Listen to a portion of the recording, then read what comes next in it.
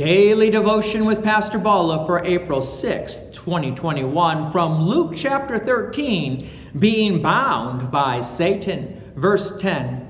Now Jesus was teaching in one of the synagogues on the Sabbath, and behold, there was a woman who had had a disabling spirit for 18 years.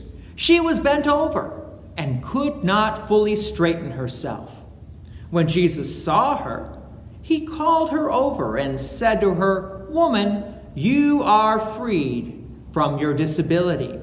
And he laid his hands on her, and immediately she was made straight, and she glorified God.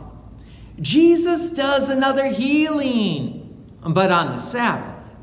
You may remember that the Jewish leaders didn't like that because they considered healing someone to be work, and that they shouldn't be working on the Sabbath. And the leaders thought that no one should be working on the Sabbath, and if they did, they would be breaking God's laws. But Jesus heals the woman anyway. Verse 14. But the ruler of the synagogue, indignant because Jesus had healed on the Sabbath, said to the people, "There are 6 days in which work ought to be done. Come on those days and be healed, and not on the Sabbath day." Then the Lord answered him, "You hypocrites! Does not each of you on the Sabbath untie his ox or donkey from the manger and lead it away to water it? And ought not this woman, a daughter of Abraham, whom Satan bound for 18 years, be loosed from this bond on the Sabbath day?" Jesus noted that the religious leaders had various exceptions to these laws, so to speak, as they interpreted it. So Jesus asks them indirectly, what's more important, the animal or this woman? There's actually another nuance here.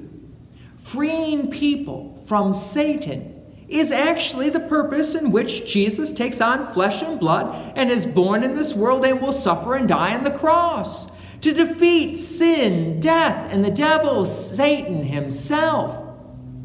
But some people may ask, is physical illness a sign of being bound by Satan? Well, we all have some sort of physical illness at one time or another. But consider this. When Adam and Eve were created in the Garden of Eden, they were created to live forever. There was no sin. There was no death.